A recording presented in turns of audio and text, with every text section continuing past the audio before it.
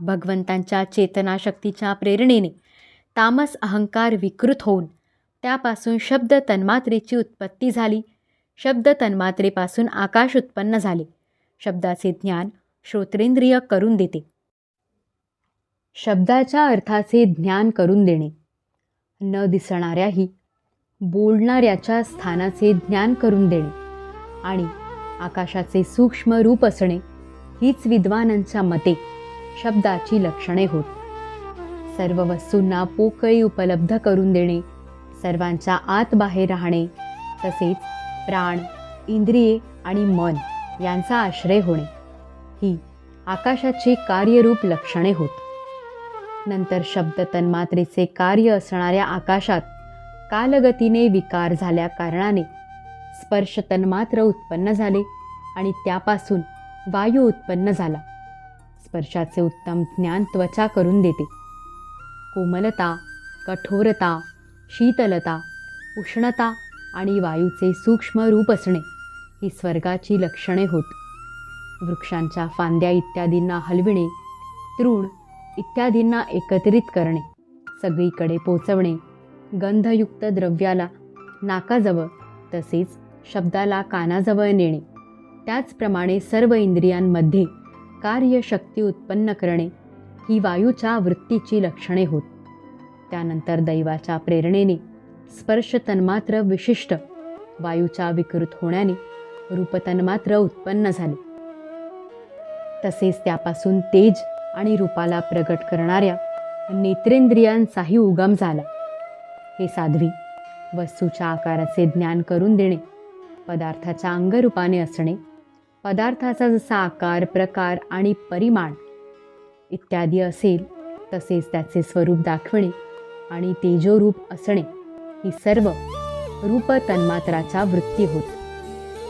चमकणे, पक्व करणे, थंडी दूर करणे, सुकविणे, तहान भूक उत्पन्न करून त्यांच्या निवृत्तीकरिता भोजन करणे, पाणी पिणे या तेजाच्या वृत्ती होत. नंतर दैवाच्या प्रेरणेने रूप तन्मात्रमय तेज विकृत झाल्याने त्यापासून रसतन्मात्र उत्पन्न झाले आणि त्याच्यापासून पाणी व रसाला ग्रहण करणारी जीभ उत्पन्न झाली. एकच रस भौतिक पदार्थांशी संयोग झाल्याने तुरट, गोड, तिखट, कडू, खारट, आंबट इत्यादी अनेक प्रकारचा होतो. भिजविणे, माती इत्यादींचा गोळा करणे, तृप्त करणे, जिवंत ठेवणे, तहान भागविणे, पदार्थांना मृदू बनविणे, उष्णता नाहीशी करणे आणि विहिरी इत्यादींपासून बाहेर काढल्यावरही तेथे पुन्हा पुन्हा प्रगट होणे या पाण्याच्या वृत्ती आहेत. यानंतर दैवाने प्रेरित झाल्याने पाणी विकृत होऊन त्यापासून गंध तन्मात्र उत्पन्न झाले आणि त्यापासून पृथ्वी व वास ग्रहण करणारे नाक प्रगट झाले. परस्पर मिसळलेल्या पदार्थांच्या कमी अधिकपणामुळे तो वास मिश्रगंध, दुर्गंध, सुगंध, मृदू, तीव्र, आंबट इत्यादी अनेक प्रकारचा होतो. प्रतिमा इत्यादी रूपांनी ब्रह्माचे साकार होणे, पाणी इत्यादी कारणतत्वांपासून भिन्न अशा दुसऱ्या कोणत्याही आश्रयाची अपेक्षा केल्याखेरीज राहणे, पाणी इत्यादी अन्य पदार्थांना धारण करणे, आकाश इत्यादींचे विभाग दाखवणे, घटाकाश, मठाकाश इत्यादी, तसेच सर्व प्राण्यांच्या स्त्रीत्व, पुरुषत्व इत्यादी गुणांना प्रगट करणे ही पृथ्वीची कार्यरूप लक्षणे आहेत. आकाशाचा विशेष गुण शब्द हा ज्याचा विषय आहे ते श्रोत्रेंद्रिय म्हणजेच कान होय. वायूचा विशेष गुण स्पर्श ज्याचा विषय आहे ते त्वगिंद्रिय म्हणजेच त्वचा होय. तेजाचा विशेष गुण रूप हा ज्याचा विषय आहे ते नेत्रेंद्रिय म्हणजेच डोळा होय. पाण्याचा विशेष गुण रस हा ज्याचा विषय आहे ते रसनेंद्रिय म्हणजेच जीभ होय. आणि पृथ्वीचा विशेष गुण गंध ज्याचा विषय आहे त्याला घ्राणेंद्रिय म्हणजेच नाक म्हणतात. वायू इत्यादी कार्यतत्वांमध्ये आकाशादी कारण तत्वे राहत असल्यामुळे त्यांचे गुण त्यात दिसतात म्हणून सर्व महाभूतांचे गुण, शब्द, स्पर्श, रूप, रस आणि गंध केवळ पृथ्वीतच आढळतात. जेव्हा महत्त्व, अहंकार आणि पंचमहाभूते ही 7 तत्वे एकमेकात मिसळू शकली नाहीत, तेव्हा जगाचे आदिकारण श्री नारायणांनी काल, अदृष्ट आणि सत्वादी गुणांसहित त्यामध्ये प्रवेश केला. नंतर परमात्म्याने प्रवेश केल्याने क्षुब्ध झालेल्या आणि आपापसात मिसळलेल्या त्या तत्वांपासून एक अचेतन अंडे उत्पन्न झाले. त्यापासून या विराट पुरुषाची उत्पत्ती झाली. या अंड्याचे नाव विशेष आहे. त्याच्या अंतर्गत श्रीहरींच्या स्वरूपभूत 14 भुवनांचा विस्तार आहे. हे सर्व बाजूंनी क्रमशः एक दुसऱ्यापेक्षा 10 पट अधिक अशा पाणी, अग्नी, वायू, आकाश, अहंकार आणि महत्त्व या 6 आवरणांनी आच्छादिले आहे. या सर्वांच्या बाहेर 7वे आवरण प्रकृतीचे आहे. कारणमय पाण्यात असणाऱ्या त्या तेजोमय अंड्यातून उठून त्या विराट पुरुषाने पुन्हा त्यातच प्रवेश केला आणि त्यात अनेक प्रकारची छिद्रे निर्माण केली. सर्वप्रथम त्यात मुख प्रगट झाले.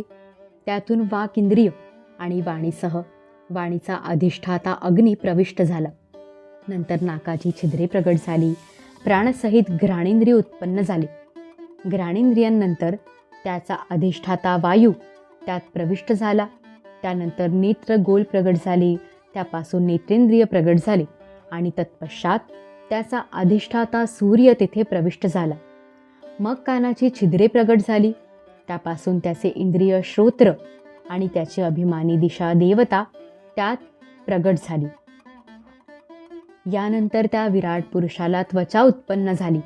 त्यापासून छिद्रे व तेथे दाढी मिशा तसेच डोक्यावरील केस प्रगट झाले. यानंतर त्वचेची देवता औषधी उत्पन्न झाल्या. नंतर लिंग प्रगट झाले. त्यापासून वीर्य आणि वीर्यानंतर लिंगाची अभिमानी जलदेवता उत्पन्न झाली. नंतर गुदद्वार प्रगट झाले. त्यापासून अपानवायू आणि अपानानंतर त्याचे अभिमानी लोकांना भयभीत करणारी मृत्यूदेवता प्रगट झाली. त्यानंतर हात प्रगट झाले. त्यापासून बल आणि बलानंतर हस्तेंद्रियांचा अभिमानी इंद्र प्रगट झाला. नंतर चरण प्रगट झाले. त्यापासून गती म्हणजेच गमनाची क्रिया आणि मग चरणांची अभिमानी विष्णू देवता प्रगट झाली. नंतर त्या विराट पुरुषाला नाड्या उत्पन्न झाल्या. त्यापासून रक्त उत्पन्न झाले आणि नंतर त्यांच्या अभिमानी देवता नद्या प्रगट झाल्या. नंतर पोट प्रगट झाले. त्यापासून तहान भूक अभिव्यक्त झाली आणि मग उदराची अभिमानी समुद्र देवता उत्पन्न झाली. त्यानंतर हृदय प्रगट झाले. हृदयापासून मन उत्पन्न झाले. नंतर त्याचा अभिमानी चंद्र उत्पन्न झाला. नंतर हृदयापासूनच बुद्धी आणि त्याचा अभिमानी ब्रह्मदेव प्रगट झाला. नंतर अहंकार व त्या पाठोपाठ त्याचे अभिमानी रुद्र देवता प्रगट झाली. यानंतर चित्त आणि त्याचा अभिमानी क्षेत्रज्ञ प्रगट झाला. जेव्हा या क्षेत्रज्ञा व्यतिरिक्त सर्व देवता उत्पन्न होऊन सुद्धा विराट पुरुषाला उठवण्यास असमर्थ ठरल्या, तेव्हा त्याला उठवण्यासाठी त्या देवता क्रमशः पुन्हा आपापल्या उत्पत्ती स्थानांमध्ये प्रविष्ट होऊ लागल्या. अग्नीने वाणीसह मुखामध्ये प्रवेश केला, परंतु त्यामुळे विराट पुरुष उठला नाही. वायूने घ्राणेंद्रियांसह नाकांच्या छिद्रात प्रवेश केला, तरी सुद्धा विराट पुरुष उठला नाही. सूर्याने चक्षुसह नेत्रात प्रवेश केला, तरी पण विराट पुरुष उठला नाही. दिशांनी श्रवणेंद्रियांसहित कानांमध्ये प्रवेश केला, पण विराट पुरुष उठला नाही. औषधींनी रोमांसहित त्वचेमध्ये प्रवेश केला, पण विराट पुरुष उठला नाही. पाण्याने वीर्यासह लिंगामध्ये प्रवेश केला, तरी सुद्धा विराट पुरुष उठला नाही. मृत्यूने अपानाबरोबर गुदस्थानात प्रवेश करूनही विराट पुरुष उठला नाही. इंद्राने शक्तींसह हातांमध्ये प्रवेश केला, परंतु यानेही विराट पुरुष उठला नाही. विष्णूने गतीसह चरणांमध्ये प्रवेश केला, तरी विराट पुरुष उठला नाही. नद्यांनी रक्तासह नाड्यांमध्ये प्रवेश केला, तरीही विराट पुरुष उठला नाही. समुद्राने तहानभुकेसह उदरामध्ये प्रवेश केल्यानेही विराट पुरुष उठला नाही. चंद्राने मनासहित हृदयात प्रवेश केला, पण त्यानेही विराट पुरुष उठला नाही. ब्रह्मदेवाने बुद्धीसहित हृदयात प्रवेश केल्यानंतरही विराट पुरुष उठला नाही. रुद्राने अहंकारासहित त्याच हृदयात प्रवेश केला, पण विराट पुरुष उठला नाही. परंतु जेव्हा चित्ताचा अधिष्ठाता क्षेत्रज्ञ भगवान वासुदेव याने चित्तासहित हृदयात प्रवेश केला, त्याच वेळी विराट पुरुष पाण्यामध्ये उठून उभा राहिला. ज्याप्रमाणे लोकांमध्ये प्राण, इंद्रिये, मन आणि बुद्धी चित्ताचा अधिष्ठाता असणाऱ्या क्षेत्रज्ञाच्या साह्याशिवाय झोपलेल्या प्राण्याला आपल्या शक्तीने उठवू शकत नाहीत, त्याचप्रमाणे विराट पुरुषाला सुद्धा क्षेत्रज्ञ परमात्म्याशिवाय उठविता येत नाही. म्हणून भक्ती, वैराग्य आणि चित्ताच्या एकाग्रतेतून प्रगट झालेल्या ज्ञानाने त्या अंतरात्म स्वरूप क्षेत्रज्ञाचे या शरीरात साक्षी रूपाने चिंतन केले पाहिजे. अध्याय 26 समाप्त. श्री सद्गुरु चरणारविंदार्पितमस्तु.